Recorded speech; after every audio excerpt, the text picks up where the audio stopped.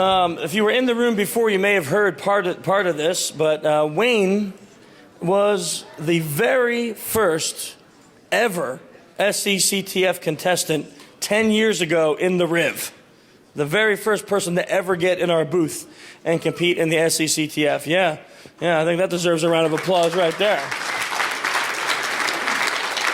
And we became real good friends after that. And Wayne, I don't want to go too much into it. I think I'll talk about it. But Wayne does real red teaming. So we're not talking like, one-day engagements. We're talking like going to live in a hotel or in a gully for like 90 days and disrupt your supply chain and stuff like that. So this talk about red teaming, to me, is really important for this industry because we need real red teamers. Like last night we had Mike Kozenko, real red teamers. We need him to come and talk to us about what that means, especially if you're looking to break into this industry. So we have someone with many, many years of experience about to talk about that. So if you would, help me welcome Wayne Ronaldson, all the way from down under.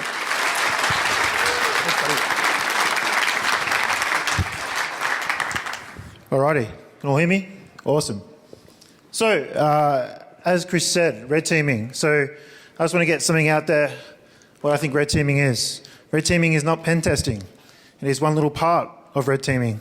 Red teaming is looking at a company from a holistic view, the whole thing about the company, understanding how the business works, understanding how their competitors work, understanding how their supply chain works, understanding what ethics they have in place in their organisation, understanding if they're a global organisation, because a company in the US can operate actually quite differently to a company that's in Australia. And if you're going to red team the office in Australia and then red team the office in the US, it can be very different. So you have to understand those whole things about the company. So what I'm going to do today is I'm going to go through, I don't have a huge amount of time, 30 minutes, so I could be as quick as I can, but I'm going to go through one little part of a large red team over 3.5 months it was.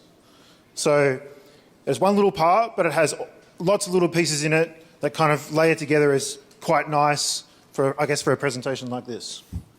So, who am I? I work at Loop Secure.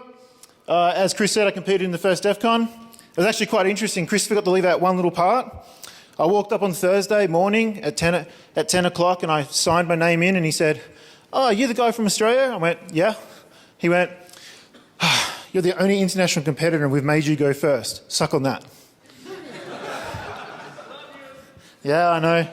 So then I got in the booth and I made my phone call and I actually got all the flags, and when I walked out to Chris I said, "Suck on that." And we've been friends ever since. So I guess, to be honest with you, red teaming, the actual word red teaming has been used and abused in the industry that we're all in, to the point now that I actually come with another term now called adversary simulation, because red teaming just shits me, to be honest. Sorry, Chris. I've started running the redteams.net blog, so I don't know if anyone goes there at all, redteams.net, but really experienced red teamer, was running that blog for the last 9 years and is having a rest, so I'm looking after that at the moment. And I'm the developer of Overwatch Offensive, which no one in this room will know what it is. You'll see it later. So, what kind of team do you have for red teaming?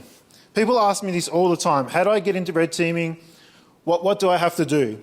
And I say, in a team, you have to have, everyone in that team has to have different life experiences. You can't have the same people doing the same job, same life experiences. It just doesn't work, because you can look at the business in a very similar way.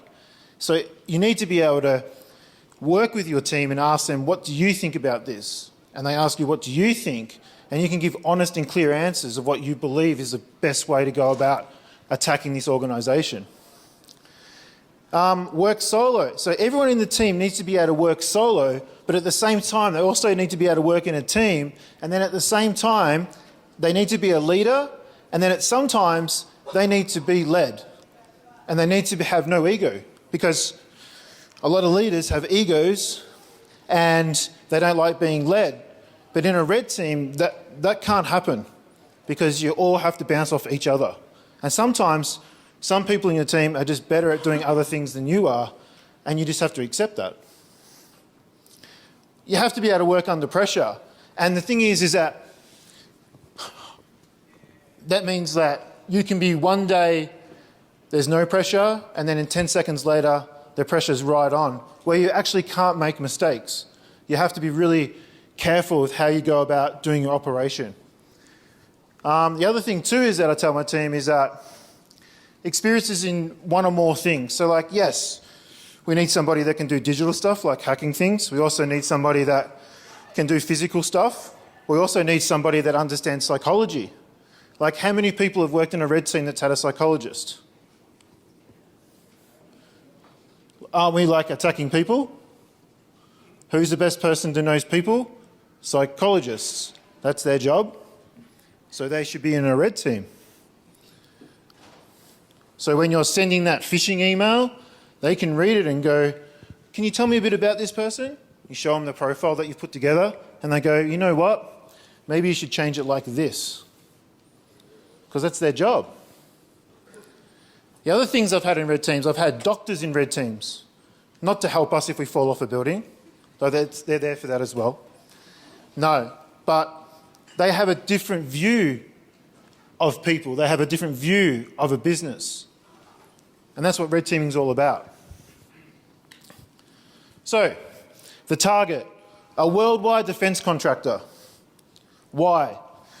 They wanted us to simulate a real-world attack on their organisation globally.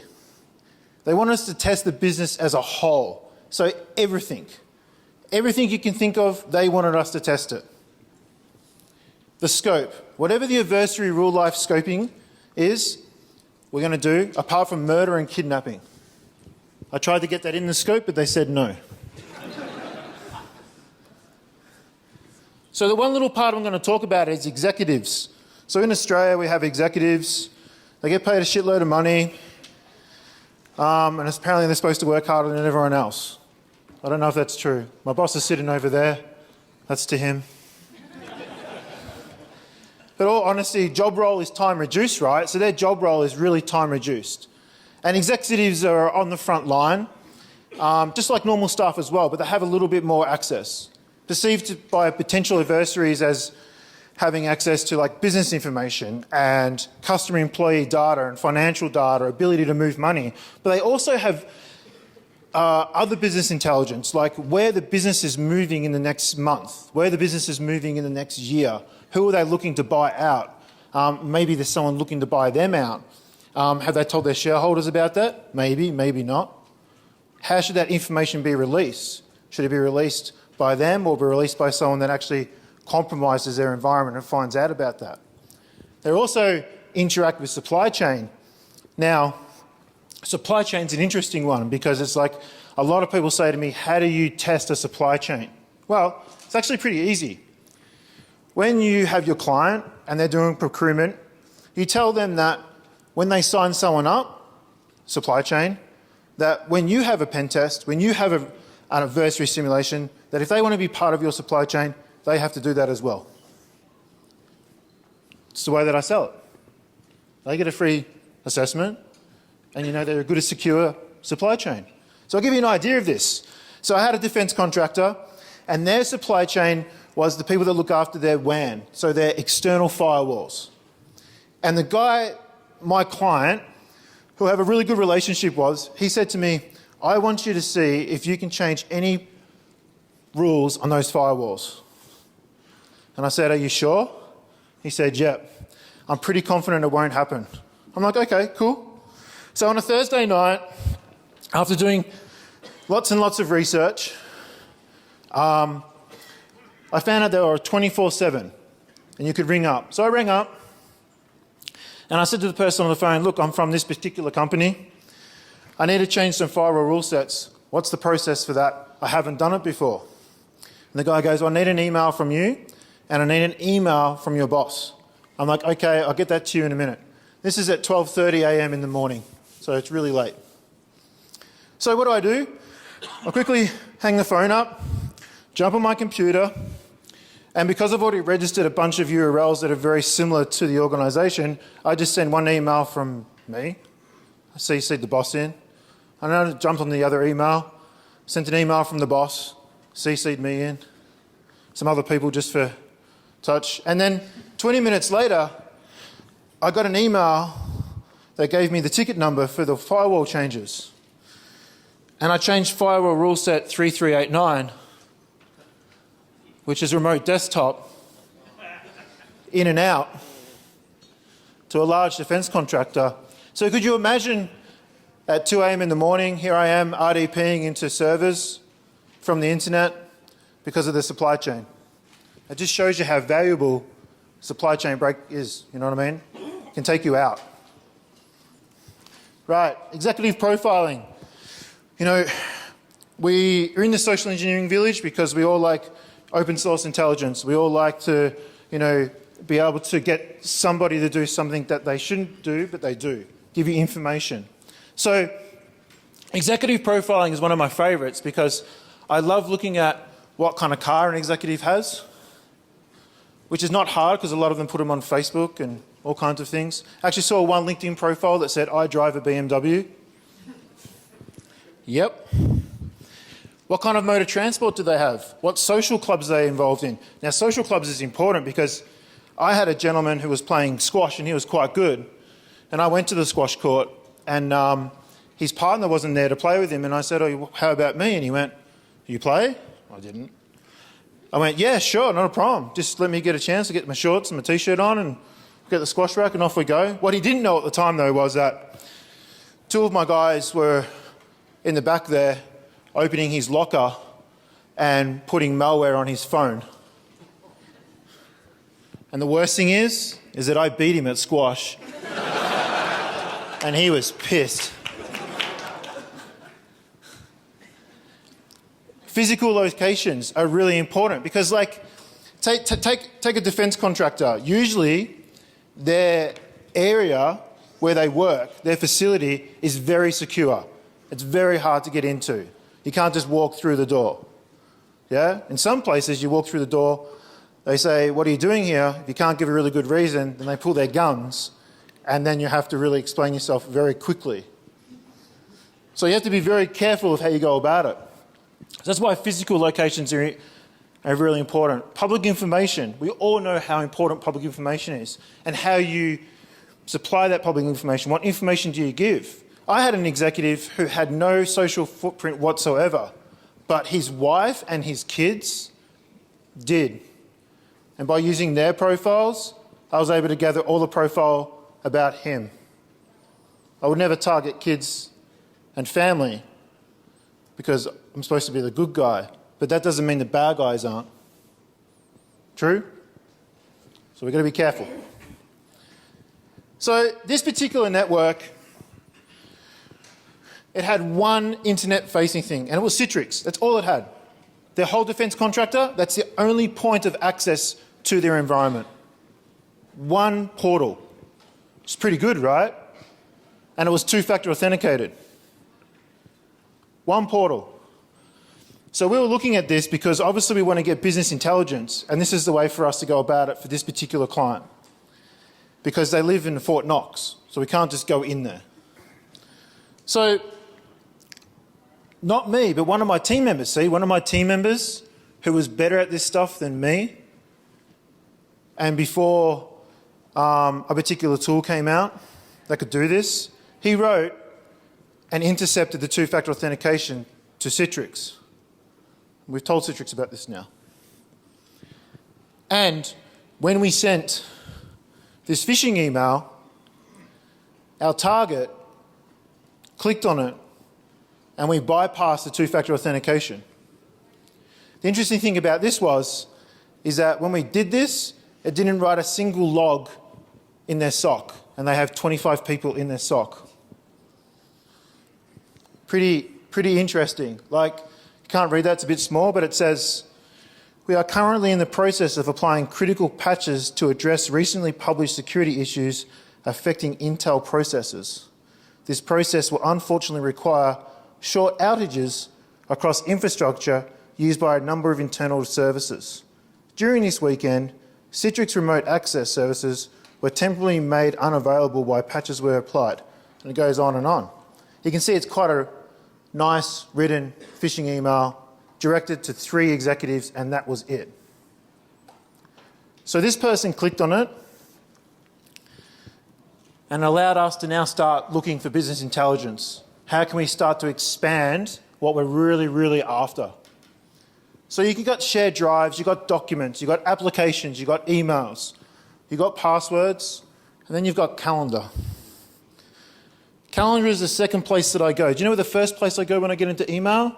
I get the little bar and I drag it all the way down to the bottom for when they first join the organisation, and I get the welcome pack. No one ever deletes that welcome pack. I open the welcome pack up and I have everything about their organisation, where all their portals are. Sometimes I have usernames and passwords, which gives me links to them, tells me how they are. The other place that I go, though, is the calendar, because the calendar for me and my team is incredibly important, because it tells me what they're doing. And on this particular time, when I logged in and I looked at the calendar, I looked and then I looked again.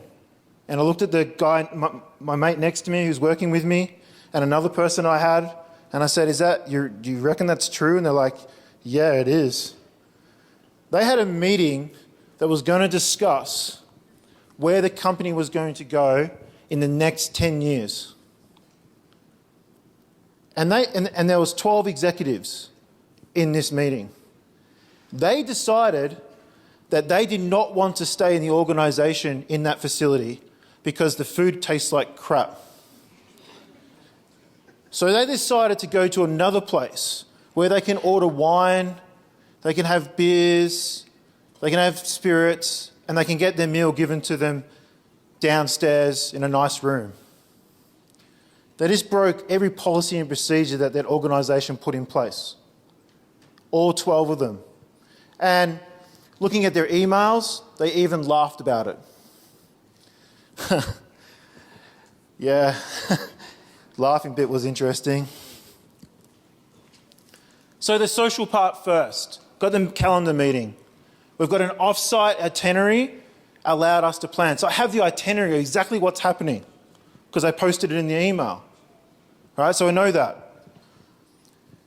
I can do human intelligence. So I want to do human espionage actions against the executive leadership team. So now I'm taking it up a notch, right? Now we're going nation state, state-sponsored, even criminal organisation. Let's see these people. Let's have a look and see who they are. And luckily, Microsoft allows us to do that because for this organisation, in Outlook, every employer has a picture.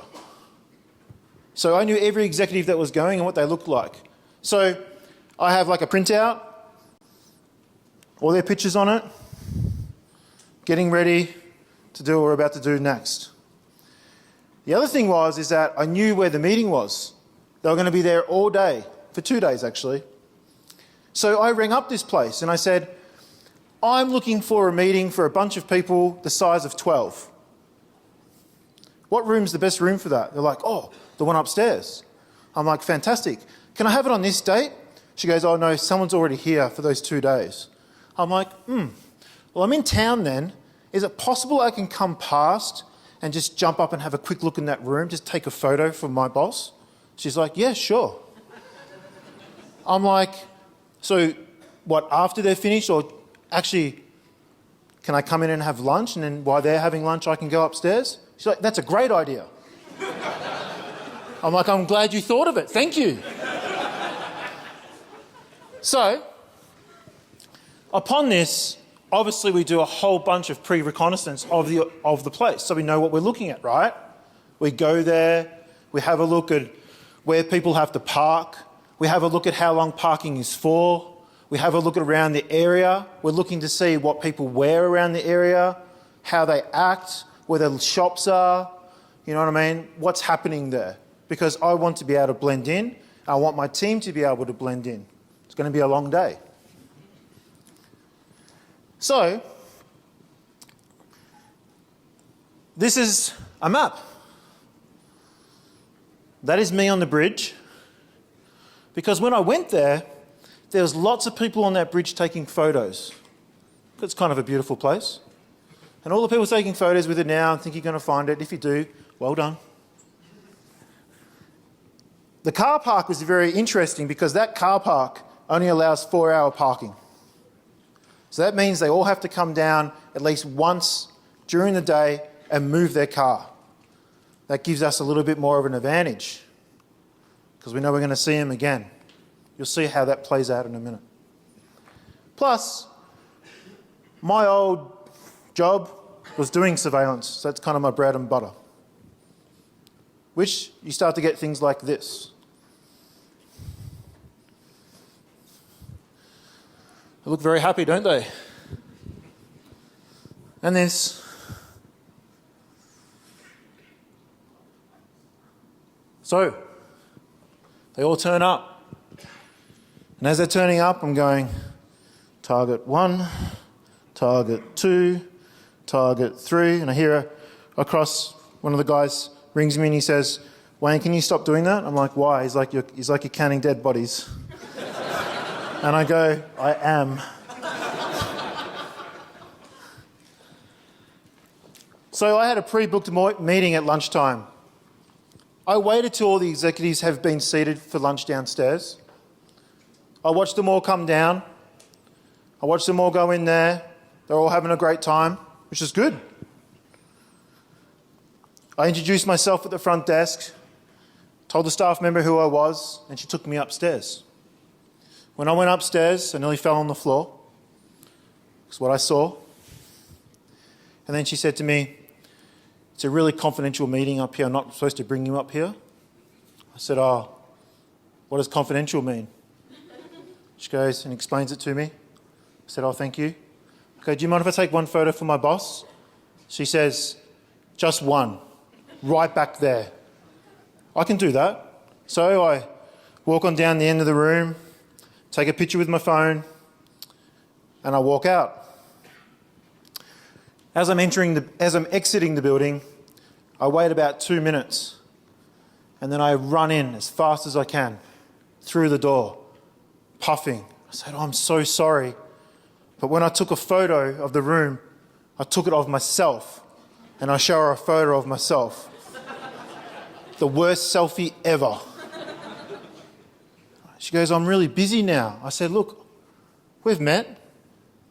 You can see that I know nothing about anything. I just got to get these pictures for my boss. She goes, look, if you go upstairs, just be really quick for me. I will.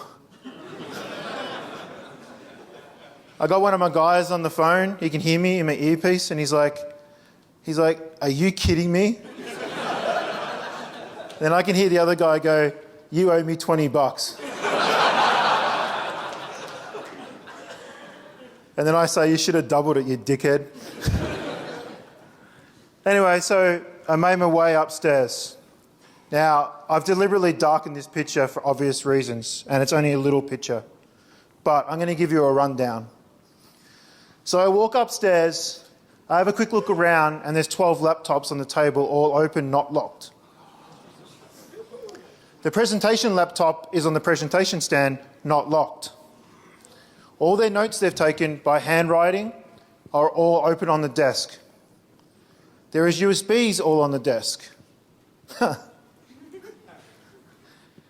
So I'm in a bit of a situation here, aren't I? Whose computer do I pick first? Like, I didn't want to be judgmental. You know, I don't want to pick on someone and not pick on someone else. So I just owned all 12. And the presentation laptop too. Because I didn't want it to feel out of, left out. I took photos of all the notes. I put malware or implants on their USB sticks, plus copied them all. And I did this all in about 15 minutes, 20 minutes. Was I nervous? Yes, of course I was. How long have I been doing this for? 15 years plus. I always get nervous because I do so much hard work and I don't want it to get ruined because I'm making a mistake or some person walks up. Anyway, I'm in the middle of just putting my stuff back away. I'm making sure that I leave everything the way that I've seen it. So I'm not touching anything, I'm just making sure I leave it all the way it is. And the girl that originally showed me up comes up and she goes, oh, you're still up here? I'm like, oh yeah, I'm still figuring out how to take photos. But I got a good one. she's like, oh, that's good. Then she says to me, oh, well, looking forward to seeing you for your conference thing. And I'm like, yes, not a problem, be great. And I exited. 4 hours is turning up and someone has to move their car. So that's where their car's parked after they move it. And I'm like, I'm back over here somewhere looking through my rear vision mirror watching this guy park his car. And I'm thinking to myself, man, that is like the perfect place. Like, if anyone's going to ever drop a USB stick, that's it. I dropped it right by his door, thinking to myself, there is no way that he is going to plug that in. So, he did. And it's actually really silly that this still works, right? It's quite crazy that this still works till today. It just shows us that the way we're maybe educating people is not working and we need to change it. And I've actually found a really good way to change that is to actually show the company things like this. So, he plugged it in, nearly time, and then we get digital access. So, and it installs a custom implant. So what I'm going to do now, just quickly, I'm going to show you a quick demo of this. I'm going to jump across to this mic. Turn this off. So you can see. Alrighty. Just bear with me. If you've got any questions, ask me now. What's my password? Password exclamation mark. It actually is. I'm simulating other people. How do you coordinate with offsite? So let's say you got, she eyed you up as somebody suspicious and called local authorities. Right, really good question. Excellent question.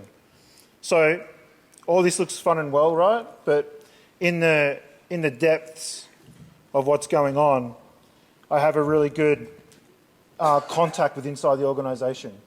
And I'm actually telling that person in the organisation exactly what's happening the whole time. Like, I am keeping them in the loop 100% the whole time, exactly what's going on. And sometimes I'm actually getting cues from them of things that they want us to do. Like, I'll go, do you really want me to do that? And they're like, yes, do it. So yeah, so I definitely on the phone with them all the time. In relation to like law and policing and stuff like that, if any policeman or any authority comes up to me, apart from a security guard, I will have a conversation with them first,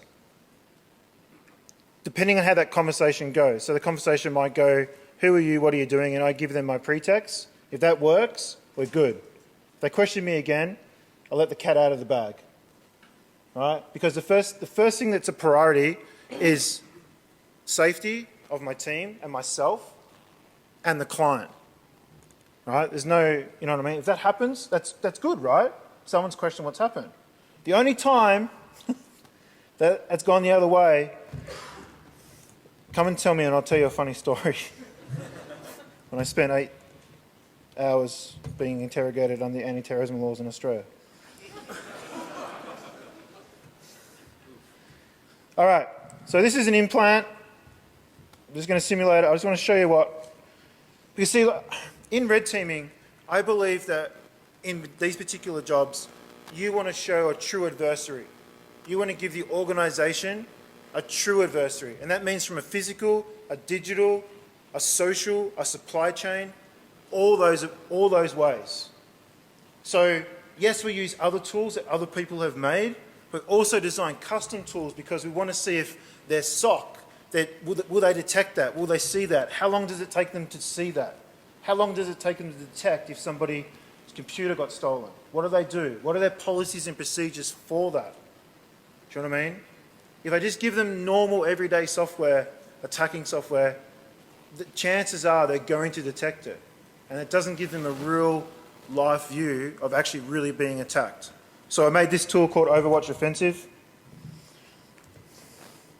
As you can see, the implant's called home. And it's very simple. You just click here and go, I want to get the OS version, and click submit, and it puts a task in over here, and it will run that task. What we can also do is let's close this. Let's make a new folder. Let's go back across here. Click that. Let's get a screenshot.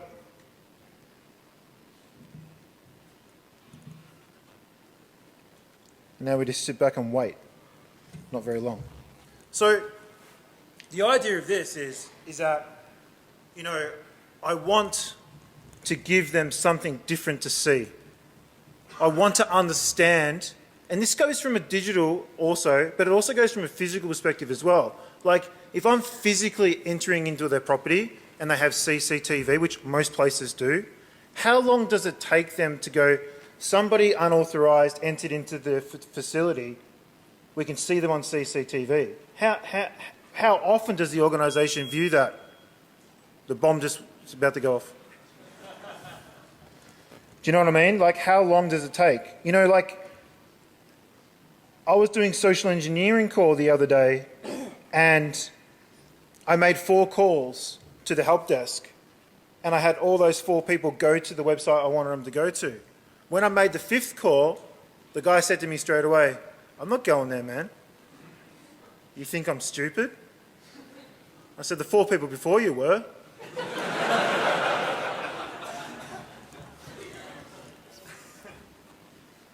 So if we refresh this now, we'll see that it starts to come through. Starts to trickle in. So it's Microsoft Windows 10 Enterprise. And we should get a screenshot that will come through. But what I'm going to do, because we're tight on time, I'm going to actually just load up a VM for you that shows you what it looks like, just so you get the idea. Because I want you to see what it's like. Where's my snapshot? Actually, Overwatch doesn't move laterally. It's a good question. So I deliberately made it not move laterally because I only use Overwatch for special people. Overwatch sits on their environment for a very long time, gathering business intelligence over a very long period of time. The callback on Overwatch is usually from 48 hours to 72 hours. And sometimes it can even be longer. So yeah, does that kind of answer your question? Yeah. Cool.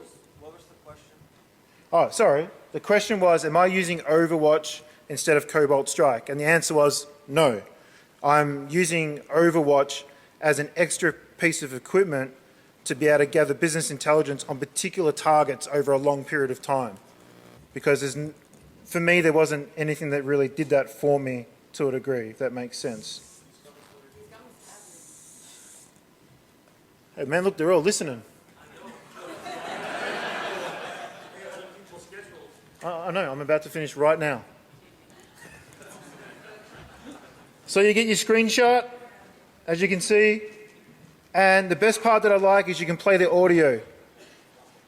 So I think that's kind of fun. Executives like that when you show them and you show them the conversations they've been having. Done.